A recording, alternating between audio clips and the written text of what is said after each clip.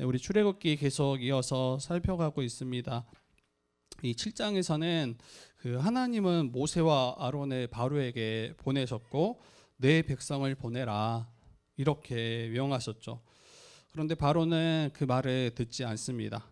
이스라엘을 내보내지 않았고 하나님은 그 완악한 그 바로를 꺾으시기 위해서 재앙을 내리실 거라 말씀하셨죠. 그리고 그 첫 번째 재앙이 나일강을 피로 바꾸는, 양선 씨, 나일강을 피로 바꾸는 재앙을 행하셨어요. 거의 정말 맨 앞에서 정말 네, 여기 편집을 하고 넘어가도록 하겠습니다. 네, 첫 번째 재앙이 바로 나일강과 하천의 물을 피로 바꾸신 사건입니다.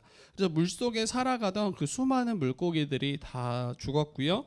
그리고 그 물고기들의 사체가 썩어가면서 악취가 진동했습니다. 어느 누구도 물을 마실 수 없었고 그로 인해서 고통 가운데 있을 수밖에 없었죠. 그런데 바로는 아랑곳하지 않습니다. 그리고 궁전으로 쑥 자기만 들어가 버려요. 그러니까 자신의 백성들이 고통 당하든 말든 크게 신경 쓰지 않죠. 그리고 나일강을 치신 후에 1회가 지났습니다. 7일이 지난 거죠. 그리고 하나님께서 다시 모세에게 말씀하십니다. 바로에게 가라. 그리고 다시 전해라. 여호와의 말씀에 내 백성을 보내라. 그들이 나를 섬길 것이다. 이렇게 전하라고 말씀하세요. 그리고 다시 거절한다라면 내가 개구리로 그 온 땅을 칠 것이다 라고 말씀하십니다. 그런데 귀 기울이지 않아요. 이미 이거 하나님께서 말씀하셨던 거죠. 그가 완악하여짐으로 귀 기울이지 않을 것이다. 보내지 아니할 것이다. 그래서 아론에게 말하여서 모세가 지팡이를 잡고 팔을 강에 그리고 운하들과 못 위에 물 있는 곳에 팔을 펴서 지팡이를 잡고 이 개구리들이 올라오도록 명하라고 이야기합니다. 그리고 말씀대로 행한 대로 애굽 땅에 그 수많은 개구리들이 애굽 전역을 덮어버립니다. 이 개구리들은 궁에도 들어가고요. 바로가 거하는 곳이죠. 바로의 침실과 침상 그리고 신하들의 집, 백성들의 집 뭐 닥치지 않고 다 들어가서 거기를 점령합니다. 이 화덕이면 주방이에요. 주방에도 들어가고 떡반죽 그릇까지 들어가 있습니다. 그리고 사람들의 몸을 기어오르기까지 합니다. 이 상상만 해도 끔찍한 장면이 아닙니다. 요즘에 AI가 하도 발전해서 이거 아마 영상으로 뭐 이렇게 이미지로 제작하면 아마 볼 수 있을 텐데 너무 예배에 집중하기 힘들 것 같아서 이제 구두로만 제가 이야기를 하는데 저는 이제 시골에서 자랐잖아요. 시골에서 자랐는데 개구리를 진짜 많이 봤어요. 그리고 개구리 잡으러도 다녔어요. 개구리 잡으러 다녔고 한국 개구리는 여러분 그래도 귀엽습니다. 근데 저는 이제 싫어하긴 해요. 근데 친구들이 가니까 따라다니기도 하고 막 그랬었는데 한국 개구리는 그래도 귀여운데 그 외래종인 한국에 들어온 황소개구리는 정말 어마어마해요. 정말 크고 뛰는데 진짜 기겁합니다. 근데 어떤 한 직구진 친구가 교실에 진짜 그 황소개구리 한 마리 가지고 들어와서 풀었던 기억도 나요. 그리고 워낙 이 황소개구리가 이제 막 번식해서 개체수가 너무 많이 늘어날 때가 있었어요. 그래서 국가에서 또 그 지방 자치하는 그 이제 동네 그런 뭐 주민센터 이런 데서 이 개구리 한 마리 잡아오면 500원 주기로 했어요. 500원. 그래서 너도 나도 이 하천에 있는 개구리를 잡으러 다녔던 기억도 나요.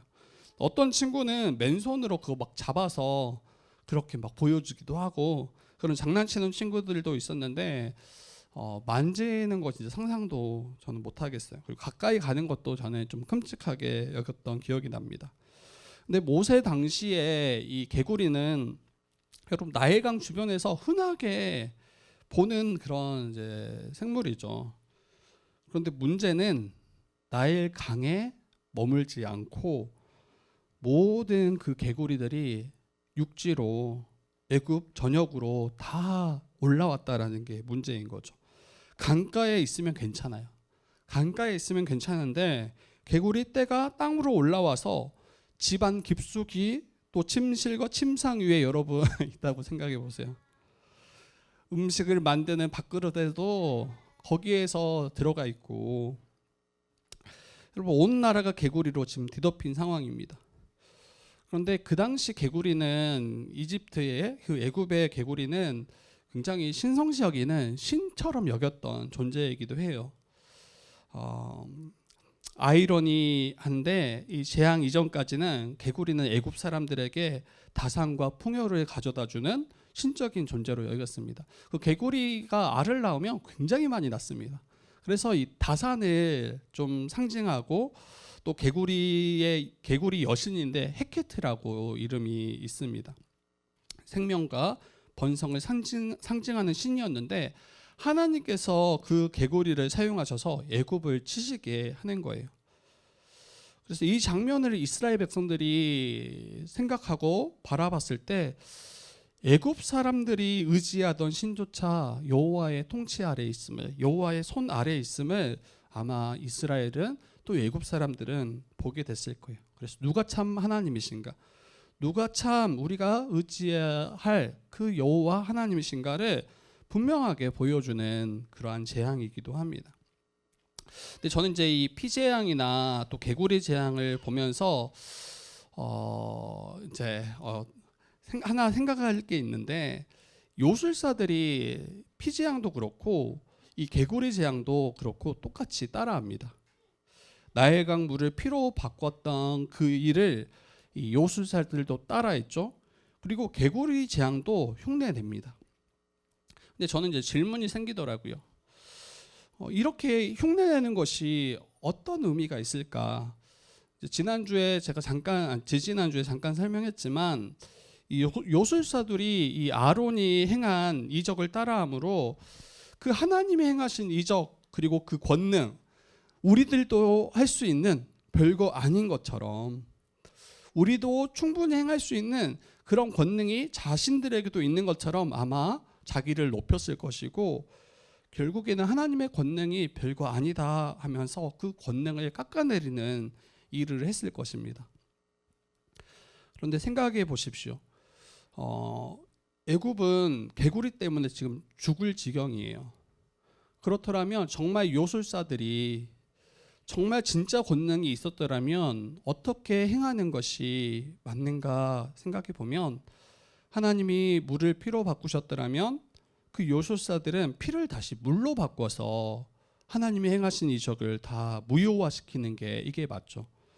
하나님이 개구리 떼를 육지로 올리셨더라면 개구리들을 다시 강으로 돌려보내는 게 이게 맞습니다. 근데 요술사들은 어떻게 행하냐면 물을 피로 바꾸는 것은 흉내내었지만 그 피를 물로 바꾸는 능력이 없어요.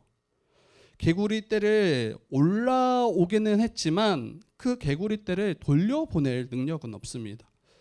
이게 흉내내지만 상황을 더 악화시키는 것이지 이 상황을 회복시킬 능력이 그들에게 없는 거예요. 그들의 이적은 재앙을 덜어주는 것이 아니라 재앙 위에 재앙을 더하는 모습이, 안 그래도 고통스러운데 개구리 떼를 더 불러 육지로 올라오게 하는 게 이게 뭐냐는 거예요. 이것만 봐도 하나님이 참된 여호와 하나님이심을 우리가 인정할 수밖에 없습니다. 하나님은 재앙을 내리실 뿐 아니라 재앙을 거두실 수 있는 분이시고, 하나님은 그 권세로 그 능력의 손으로 이 일을 행하실 뿐 아니라 그 일을 거두시는 그 분이십니다. 그래서 이 하나님이 얼마나 능력의 주이신지, 우리가 믿는 그 하나님이 정말 우리가 얼마나 신뢰할 만한 분이신지를 다시 생각할 수 있는 거죠. 그리고 바로는 결국 모세와 아론을 불러서 청합니다. 여호와께 간구하라. 너희들이 여호와 하나님께 기도해 달라라고 이야기하는 거예요. 그래서 이 개구리를 나와 내 백성에게서 떠나가게 해달라고 부탁합니다. 그러면 내가 내 백성을 보낼 것이다. 바로가 개구리를 떠나게 해주면 내가 너희 백성을 보낼 것이다. 그리고 여호와께 제사 드리도록 하겠다라고 약속합니다. 그때 모세가 이렇게 말합니다. 언제 내가 당신을 위해서 기도할까요? 왕과 왕의 신하와 왕의 백성을 위해서 이 개구리가 떠나가도록 끊어지도록 언제 기도하고 간구할까요? 이렇게 묻죠. 그리고 바로는 내일 기도해 달라라고 청합니다. 여러분, 이걸 통해서 또 생각해 볼 수 있는 게, 모세는 자신이 이 일을 행한다라고 말하지 않아요. 자신은 하나님께 간구하는 그 중보자임을 이야기하는 거예요. 자신이 능력이 있어서 이 일을 행한 것이 아니라 하나님이 능력이 있으시고 자신은 그 하나님께 간구하고 청하고 기도하는 자임을 이야기합니다. 여러분, 정말 여호와의 능력이 그 하나님께로부터 오는 것인지, 이게 바로가 또 시험하는 것 같아요. 지금 당장 이 개구리들이 쫓겨나가도록 끊어지도록 부탁해야 되는 게 맞잖아요. 지금 죽겠는데, 지금 끔찍한데, 그런데 내일 해달라고 부탁을 해요. 그러니까 아마 지금 바로는 이 일이 정말 하나님께로부터 온 일인지를 다시 묻는 것 같아요. 만약에 혹 지금 당장 사라진다면 이것이 이 개구리들이 물러나는 타이밍과 모세의 그 말이 우연히 맞아 떨어질 수 있잖아요. 그런데 그것을 확인하고자 내일 해달라, 내일 간구해달라 이렇게 부탁하고, 모세가 간구할 때 그 개구리들이 다 집과 마당과 밭에서 나와서 죽게 하십니다. 그리고 사람들이 그 죽은 개구리들을 모아서 무더기로 쌓아놓는데 정말 어마어마한 개구리들이 아마 거의 산처럼 보였을 것 같아요. 그런데 그 개구리들의 사체가 썩어져 갈 때 또 악취가 정말 심했을 것입니다. 그런데 이 바로가 어떻게 반응하냐면, 처음에는 숨조차 쉴 수 없을 정도로 이게 너무 심각하자 고통스러워했고, 보내야겠다 이런 마음을 품었던 것 같아요. 근데 바로가 숨을 쉴만하자 그 마음이 다시 완악하게졌다, 그 마음이 다시 강팍하게 되었다라고 말씀하고 말을 듣지 않습니다. 고통이 극심할 때는, 내가 어려울 때는 하나님 보내겠습니다, 내가 순종하겠습니다 이렇게 이야기하지만, 숨을 좀 돌리게 되자, 숨 쉴만 하자 다시 완악해지는 모습을 바로를 통해서 보게 되고, 이것이 이제 거짓 그 회개의 전형적인 모습입니다. 자신들이 어려울 때는, 자신이 죽게 되었을 때는 구해달라, 나를 불쌍히 여겨달라 그렇게 외치지만, 이 일이 조금만 해결되면, 좀 숨쉴만 하면 여지없이 옛 모습으로 돌아가는 그 모습을 바로를 통해서 보게 되죠. 그리고 두 번째로 여러분, 이 재앙을 좀 보게 되는데, 이제 예전에는 이가 좀 있었어요, 저희 나라에도. 오늘날에는 이를 찾아보기 참 힘든데, 하나님께서 다시 모세에게 말씀하십니다. 그 바로가 그 개구리 재앙 이후에도 돌려보내지 않자, 이스라엘 백성들을 보내지 않자 다시 모세와 아론에게 명령하시는데, 이 지팡이를 들어서 티끌을 쳐라. 이 바닥에 깔린 먼지들, 그 지팡이를 들어서 땅에 티끌을 치라. 그러면 애굽 온 땅의 그 티끌들이 이로 바뀔 것이다. 이로. 그리고 아론이 지팡이를 잡고 손을 들어서 땅에 티끌을 치자 실제로 다 이가 되었고, 그리고 사람과 가축에게 오르게 됩니다. 여기서 이가 정확히 어떤 것인지 알 수 없다라고 이야기해요. 이일 수도 있고, 어떤 분들은 이 모기일 수도 있을 거다. 그래서 다른 번역본에 보면 모기로 번역하기도 했습니다. 근데 아마도 피를 빨며 이 기생하는 그 곤충류의 하나였을 것 같아요. 중요한 거는 상상할 수조차 없을 수많은 이들이 일어났고, 그것이 사람과 가축에 기어 올라서 물어대기 시작했을 거예요. 여러분, 여름을 한번 생각해 보세요. 여러분 방 안에 모기 한 마리만 딱 윙윙하고 돌아다니면, 그리고 한 번씩 물어대면, 여러분 그 한 마리 때문에 잠을 온전히 이루지 못합니다. 그리고 한 번은 제가 오지에서 생존하는 그 프로그램을 본 적이 있는데 이제 집을 지어야 되잖아요. 집을 지어야 되는데 우연찮게 그 모기 서식지 옆에다가 집을 지은 거예요. 그리고 나서 이제 잠을 청하는데 하룻밤이 지난 수련자들의 그 모습은 온 머리 끝에서부터 발끝까지 정말 붉은 반점으로 가득 차 있는 거예요. 잠을 한숨도 못 잤겠죠. 그리고 얼마나 쓰라리고 얼마나 간지럽고 얼마나 아팠을지 이게 상상조차 못합니다.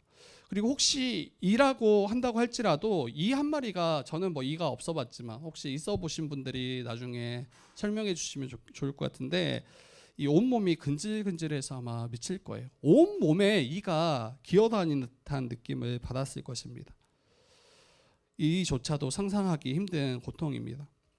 근데 이 재앙에서 중요한 그 부분이 있는데 요술사들도 이를 따라하려고 했어요. 자신들의 비법으로 자신들의 마술로 이 똑같은 재앙을 따라하려고 했는데 흉내조차 못합니다. 그걸 따라할 수가 없었던 거예요.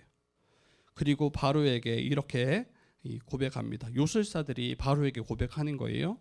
이는 하나님의 권능이니이다. 자신들은 할 수 없다라는 거예요. 자신들의 능력으로는 흉내조차 할 수 없다라는 것을 그렇게 고백합니다. 피재앙, 개구리 재앙까지는 따라하는 것처럼 보였어요. 그런데 이 재앙부터는 그 뒤에 있는 모든 재앙은 흉내조차도 더 이상 따라할 수 없었음을 말합니다. 이게 하나님이 정말 능력의 주이심을 다시 말씀하는 거예요. 그리고 이 정도 바로가 경험하고 듣고 보았더라면 이제는 백기를 흔들 법한데 바로의 마음은 여전히 완악합니다. 여전히 더 굳어져 있는 모습이에요. 개구리 재앙 때는 모세와 아론의 말을 듣지 않았는데 이 재앙 때는 마지막 보면 이렇게 자신들이 부리는 요술사의 말들도 듣지 않았더라 이렇게 이야기해요.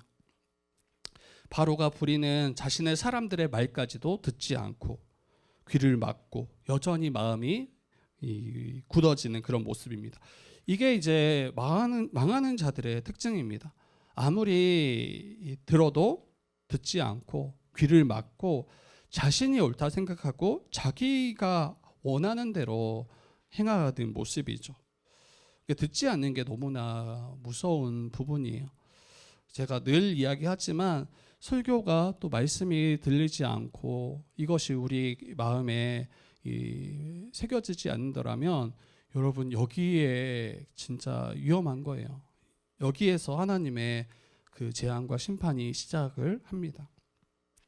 그리고 세 번째 파리 재앙을 저희가 볼 텐데 하나님께서 다시 말씀하세요. 아침 일찍 일어나서 바로 앞에 서라. 그가 물 있는 곳으로 나올 것인데 내 백성을 보내라고 나를 섬기도록 보내라고 그렇게 다시 명하죠.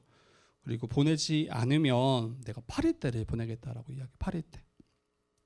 그리고 애굽 사람의 집마다 가득 파리떼가 가득할 것이고 그들이 사는 땅도 그러할 것이다라고 이야기하는데 앞에서는 이 재앙에서는 그 권능을 요술사들이 따라하지 못했더라면 그게 특징이라면 이 세 번째 이 재앙에서는 애굽 전역에는 파리떼가 가득한데 이스라엘 백성들이 거하는 고센 땅에는 이 파리떼가 없게 하시겠다라고 말씀하세요.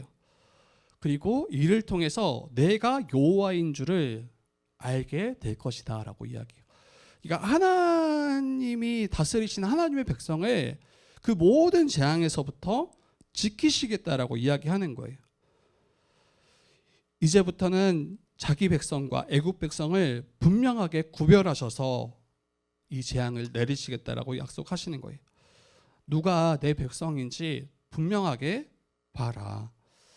바로가 다스리는 애굽의 전역에 있는 모든 백성들은 지금 재앙으로 인해서 정말 신음할 수밖에 없지만 하나님이 다스리시는 그의 백성들은 안전하게 보호하시겠다라고 약속하신 것입니다. 이를 통해서 우리가 잘 또 알 수 있죠. 하나님께서는 자신의 그 언약 백성, 하나님의 백성된 자들을 모든 재앙과 심판 가운데 지키실 거라는 약속이에요. 심판은 여러분 자기의 백성들을 향해서 허락하신 게 아니에요. 심판은 그의 백성들을 위한 게 아니라 완고함으로 하나님을 대적하고 하나님의 뜻을 불순종하는 자들, 하나님의 언약을 약속을 신뢰하지 않는 자들에게 부어지는 것이 재앙이요 심판입니다. 그래서 결국 바로는 견디지 못하고 이 8일대의 재앙으로 인해서 다시 모세와 아론을 불러요. 그리고 예배하라고 이야기해요. 너희가 예배해라. 그런데 이 땅에서 너희 하나님께 제사를 드리라고 이야기해요. 이 땅에서.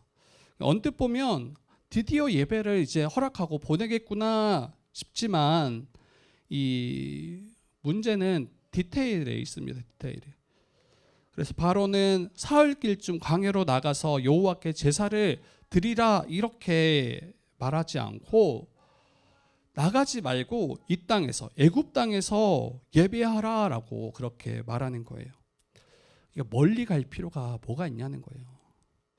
굳이 애굽을 벗어나서 예배할 필요가 뭐가 있냐는 거예요. 여기서도 예배할 수 있지 않냐. 예배 여기서 해라. 겉으로는 예배를 허락하는 것 같지만 실제로는 바로는 자신의 그 영향력 아래 자기의 통치 아래 이스라엘 백성들을 계속 묶어두고 싶은 거죠. 겉으로는 예배를 허락하는 것 같지만 예배해도 좋다고 하지만 여전히 내 영향력 아래 내 통치 아래 너희가 거해야 한다라고 말하는 거예요. 그래서 모세는 그것이 하나님이 명하신 일이 아니라고 바로에게 분명히 말해요. 잘못해서 타협하며 여기서라도 예배하는 게 그래도 낫지 않냐. 바로가 이토록 이렇게 강하게 틀어막고 있는데 그래도 여기서라도 예배하는 것이 이게 차선책 아니냐. 이렇게 타협하고 절충하는 게 아니라 하나님이 명하신 일은 바로가 명한 그 일과 다르다라고 분명히 말합니다. 애굽 사람들은 이스라엘 사람들이 제사를 하나님께 드릴 때 혐오할 것이고 그들을 돌로 칠 것이고 이 일로 인해서 다시 이스라엘 백성들이 하나님을 떠나게 될 것을 분명하게 이야기해요. 반드시 사흘길쯤 떠나서 광야에서 예배해야 한다, 섬겨야 된다라고 다시 요청합니다. 그리고 바로는 그 이야기를 듣고 알겠다. 그럼 광야에서 예배 드리되 너무 멀리는 가지 말라. 너무 멀리는. 다시 돌아올 만한, 완전히 떠나는 게 아니라 다시 돌아올 만한 그 근처에서 예배하라고 다시 선을 긋습니다.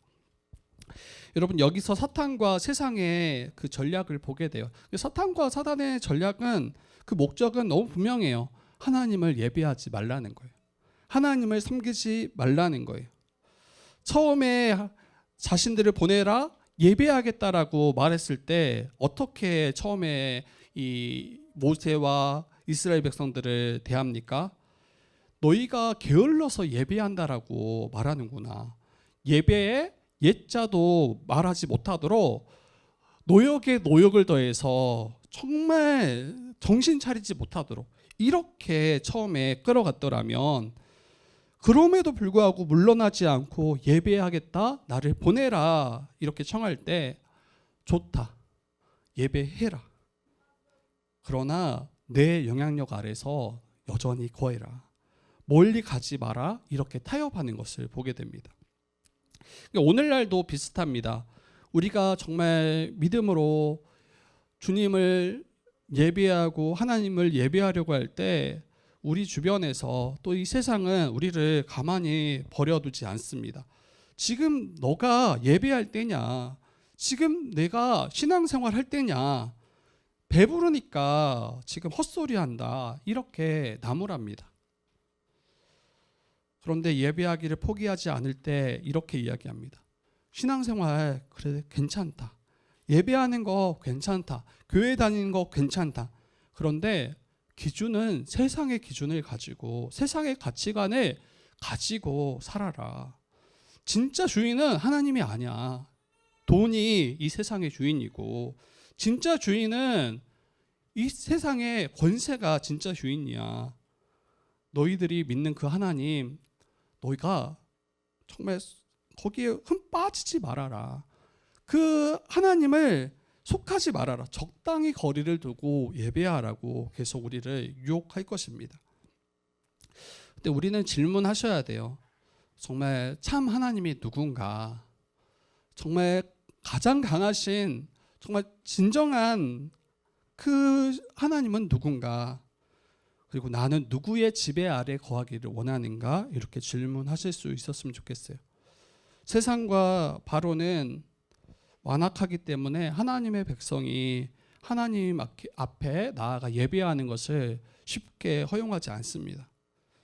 적당히 타협하도록 우리에게 유혹하는 거예요. 겉으로는 하나님을 섬기라 말하지만 여전히 너희들의 그 통치는 내가 쥐겠다라고 이야기하는 거예요. 그래서 저와 여러분들이 이 세상과 이 사단의 그 전략 가운데 깨어 있어야 될 것 같아요. 세상과 하나님을 겸하여 섬길 수 없습니다, 여러분. 세상과 하나님을 겸하여 섬긴다라고 하는 순간 이미 세상을 섬기는 자로 우리가 드러나게 될 거예요. 세상 속에 우리는 발 딛고 살아가죠. 세상 속에 발을 딛고 살지만 세상이 더 이상 우리의 통치자가 되면 안 되는 거죠. 세상이 우리를 마음대로 끌어가도 정말 상관없는 것처럼 살아가는 게 아니라 나의 주인은 하나님 한 분뿐이심을 고백하고 그 주의 통치만을 구하며 그 주의 뜻에 순종하며 살아가는, 세상과 때로는 맞서며 그 세상과 이 전쟁 가운데 살아가는 모습이 신자의 또 모습이기도 해요. 바로는 다시 자신을 위해서 간구해요. 파리떼를 떠나가게 해달라. 여호와 하나님께 모세가 기도해달라고 이렇게 간구합니다. 모세가 다시 거짓을 말하지 말라, 다시 거짓을 행하지 않게 해달라라고 이 바로에게 청합니다. 그리고 간구하자 파리떼가 다 떠나갑니다. 하나도 남지 않고 모든 파리떼가 떠나가는 것을 보게 돼요. 근데 이번에도 바로는 그 마음을 완악하게 해서 백성을 보내지 않죠. 다시 거짓된 회개의 모습입니다. 고통 가운데 있을 때는 보내겠다라고 말하지만 숨을 쉴만하면, 좀 살만하면 다시 완악해지는 패턴이 반복됩니다. 이게 이제 거짓된 회개의 모습이에요. 여러분 이제 전체 좀 말씀을 좀 정리하고 우리 적용하고 마칠 텐데요. 여러분 하나님께서는 애굽의 바로를 마음만 먹으셨더라면 단 한 번에 꺾으실 수 있는 그 권능이 하나님이세요. 아브라함이 애굽에 내려갔을 때 여러분, 그리고 애굽의 바로가 이 아브라함의 아내 사라를 아내로 취하려 했을 때 하나님께서 어떻게 행하셨습니까? 바로의 그 집에 큰 재앙을 내리셨습니다. 그리고 바로는 한 단숨에 꺾여서 급히 사례를 돌려보냈고 아브라함에게 아무런 해를 가할 수 없었죠. 그런 하나님께서 지금 출애굽이 상황 가운데 이 재앙을 한 번으로 그치지 않고 한 번으로 해결하신 게 아니라 여러 번 걸쳐 재앙을 내리시는 이유는 그분의 능력이 부족하거나 무능력해서가 아니라 지금 바로와 애굽에게도 돌이킬 수 있는 기회를 주시는 거예요. 물론 이를 통해서 이스라엘이 하나님이 얼마나 놀랍고 뛰어나고 얼마나 위대한 하나님이신지도 보게 되겠지만 애굽과 바로가 돌이키도록, 그것이 하나님이 또 뜻하신 바입니다. 그런데 바로는 재앙으로 심히 고통할 때는 잘못했다, 내가 보내겠다 말하다가도 고통이 지나가면 다시 완악해지고 또 다시 완악해지고, 숨이 막힐 때는 회개하는 것처럼 보이다가도 숨 쉴만 하면 다시 본래대로 돌아가는 모습을 보게 됩니다. 그래서 우리 안에도 이러한 바로의 모습이 있을 수 있죠. 문제가 크게 어려울 때는 눈물을 흘리고 주님 앞에 엎드리다가 이게 좀 이 문제가 지나가고 또 숨을 고르게 되고 살만하면 다시 옛 모습으로, 다시 완악했던 그 모습으로 쉽사리 돌아가는 우리를 볼 때가 있습니다. 여러분, 하나님께서 원하시는 것은 우리를 심판하시고 재앙하시고 치시는 것 그 자체가 하나님이 원하시고 목적하신 바가 아니에요. 예레미야 29장 11절에는 너희를 향한 나의 생각을 내가 안다. 평안이요 재앙이 아니니라 라고 이야기하세요. 너희에게 미래와 희망을 주는 것이 하나님이 원하시는 것이다 라고 이야기해요. 이를 위해서는 여러분 회개하고 돌이키는 거예요. 하나님은 재앙을 우리에게 내리시거나 우리를 치셔서 우리를 고통케 하시기를 원하시는 게 아니라 우리가 참된 평안을 누리도록, 우리가 정말 참된 소망을 갖도록 하시는 게 하나님이 뜻하신 바입니다. 그래서 하나님께서 때로는 우리 삶에 징계와 책망을 허락하실 때 그것이 우리를 망하게 하는 그러한 일이 아니라 저와 여러분을 돌이키도록 하시기 위한 하나님의 은혜의 손길임을 우리가 잊지 않았으면 좋겠어요. 11월 한 달 제가 여러 지체들을 신방하면서 많은 이야기를 나눴습니다. 어떤 부분들은 새롭게 권면하는 부분도 있었고 또 어떤 부분들은 전에 여러 번 권면했던 부분들도 있었어요. 물론 권면만 한 자리는 아닙니다. 오해하지 마세요. 물론 다 아시겠지만. 그런데 이제 이 신방 자리에서 그러한 우리의 죄됨이나 또 우리의 연약함들을 보게 됐을 때 우리의 마음이 얼마나 완악한지를 보게 되죠. 그리고 여기에서 마음을 부드럽게 하고 돌이킬 것을 나누고 결단하기도 합니다.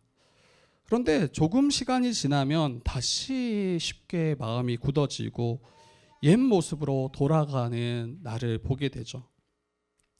제가 매번 여러분 같은 일에 대해서 반복으로 여러분을 책망하거나 권면할 수 없어요. 그러면 그 일이 도리어 여러분들의 마음을 상하게 할 게 너무 분명해요. 그 일로 인해서 더 여러분들의 마음이 굳어질 게 분명해요. 그래서 1년에 한 번이나 두 번 이제 신방 자리에서 주로 제가 그런 이야기들을 나눕니다. 평소에는 잘 말하지 못했던 것들, 신방 때 조심스럽게, 여러분 제가 어떤 걸 권면할 때 진짜 기도 많이 하고 합니다. 기도 많이 하고 가요. 왜냐하면 제가 누군가로부터 권면을 받아도 저도 쉽지가 않더라고요. 이게 얼굴 표정은 괜찮은 것처럼 제가 하지만 누군가 제게 어떤 권면을 할 때 여러분 쉽지 않아요. 그 마음이 진짜 때로는 더 굳어지고 왜 내게 이런 말을 할까? 막 하면서 수많은 그 추측과 수많은 상상의 나래들을 펼쳐서 잘못되면 마음을 잃어버리고 또 마음을 상처가 돼서 고통하는 것들을 저도 경험했던 것 같아요. 그래서 제가 매번 여러분 반복해서 지적할 수 없어요. 그렇게 되면 잔소리밖에 더 되겠습니까?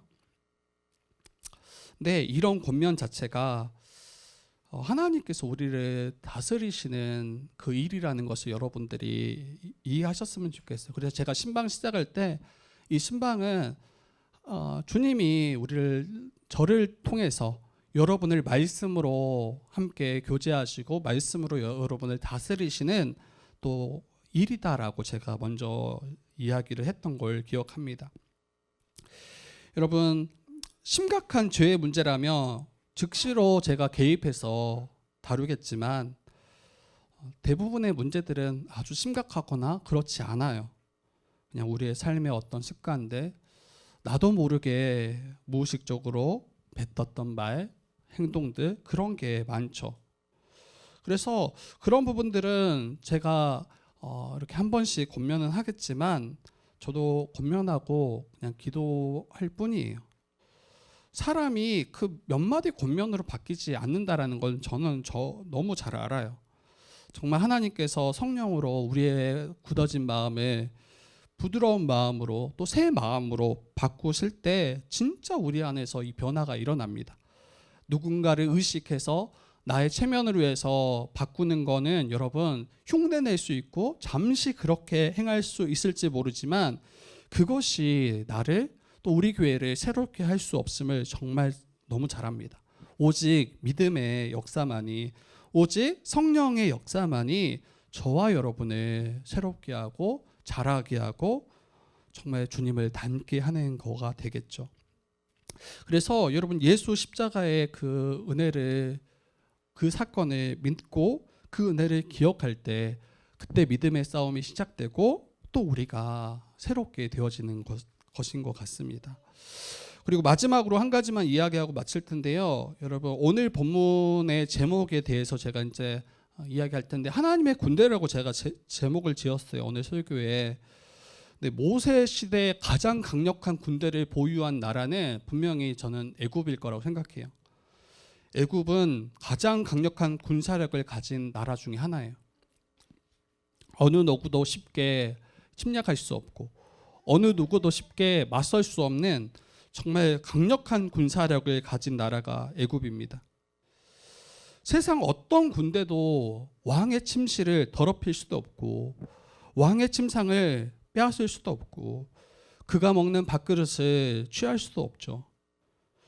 그런데 여러분 오늘 말씀으로 살폈던 그 하나님의 군대, 그 하나님의 군대는 어떤 방어선도 어떤 성벽도 막아낼 수 없었습니다.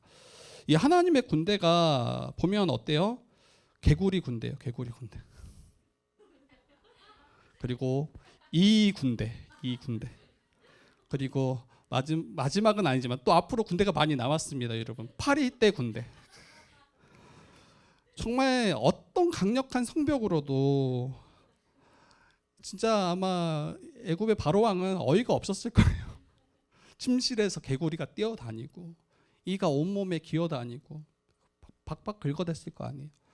파리떼가 정말 시커멓게 모든 곳에 앉아있는 그런 모습들. 여러분 하나님은 정말 전쟁에 능하신, 정말 우리를 모든 악에서 모든 대적에서 건져내실 수 있는 정말 우리의 참 하나님이십니다. 어떤 나라의 왕도 어떤 장군도 상상하지 못할 방식으로 전쟁을 치러 가세요. 세상 어떤 군대도 그 애굽의 왕을 그렇게 욕되게 할 수 없었을 것입니다. 그런데 하나님의 군대는 그 어떤 방어선도 어떤 성벽도 막아낼 수 없었죠. 여러분 하나님께서는 가장 강력한 주님이세요. 그래서 아무리 대적이 강하다 할지라도 건져내지 못하실 것이 없습니다. 그렇기에 그 주님을 신뢰해야죠. 저와 여러분의 죄와 사망에서 건져내실 때 바로 이와 같이 우리를 건져내신 거죠. 사단의 머리를 완전히 깨뜨리시고 결박당했던, 포로됐던 우리를 정말 온전히 건져내셔서 회복시키시고 하나님의 자녀로 우리를 세우시는 것들을 보게 됩니다. 그렇기 때문에 여러분 우리의 이 싸움을 주님께 좀 맡겨드려야 될 것 같아요. 내가 싸우려 할 때 우리는 백전백패할 수 없지만 전쟁에 능하신 주님께 우리가 그를 의지하고 그를 믿음으로 그에게 속하게 될 때 우리가 싸울 그 싸움들은 여러분 승리할 수밖에 없는 싸움입니다. 예수를 믿을 때 예수 그리스도 안에서 이 싸움을 싸우게 되는 거죠. 그리고 이 말씀을 다시 한번 좀 또 적용할 때 여러분 혹시 다시 완악해져가는 내 마음을 또 보게 될 때가 있는 것 같아요. 지난번에 우리가 완악함에 대해서 아마 같이 지역 모임에서 여러 적용들을 했던 것 같아요. 나의 완악함은 이런 거다, 또 이런 거다. 여러 가지 그러한 우리의 완악해졌던 모습들을 나눴던 것 같아요. 그런데 여전히 내려놓지 못하고 다시 굳어져가는 우리의 마음들을 혹시 보게 될 수 있죠. 네, 여러분 하나님의 그 강한 손 앞에서 여러분 그것들이 결코 온전히 자리할 수 없는 것 같아요. 재앙이 왔을 때만, 고통이 있을 때만 잠시 돌이키는 척하다가 숨 쉴만 하면 다시 굳어지는 그러한 모습으로 머무르지 마시고 정말 하나님께서 성령께서 정말 나의 마음을 만져주시고 부드럽게 해주시기를 구했으면 좋겠어요. 얼마나 힘든 일인지 알아요. 그래서 주님께 간구하라는 거예요. 그래서 주님께 맡겨드리라고 하는 거예요. 그리고 여러분, 그 강한 손이 우리를 때로는 치실 때가 있어요. 그런데 신자들을 치시는 것은 재앙이 아닙니다. 심판이 아닙니다. 하나님의 그의 자녀들을 치실 때는 징계요 훈계입니다. 이 말은 우리를 망하게 하려는 게 아니라 돌이키게 하셔서 살게 하시려는 하나님의 은혜인 거예요. 그래서 하나님께서 우리 각자에게 또 우리 교회에게 정말 때로는 이렇게 다루어 가실 때 우리를 권면하시고 때로 우리는 책망하시고 또 우리 가운데 징계하실 때 여러분 그때 그것을 귀막지 마셨으면 좋겠어요. 권면은 때로 너무나 아픈 일이에요. 근데 그때 더 마음을 굳게 만들지 마시고 정말 돌이키는 은혜가 저와 여러분에게 있기를 부탁드립니다. 그리고 마지막으로 하나님의 군대 앞에 애굽은 버틸 수가 없어요. 그리고 주님 다시 오실 때 모든 대적과 모든 악한 세력들이 다 무너질 게 너무 분명해요. 그래서 누구에게 속하기를 우리가 원하는가? 그 주님 앞에 겸손히 엎드려서 그 주님의 은혜를 구하면서 순종으로 나아가는 저와 여러분들 되기를 주님의 이름으로 부탁드립니다.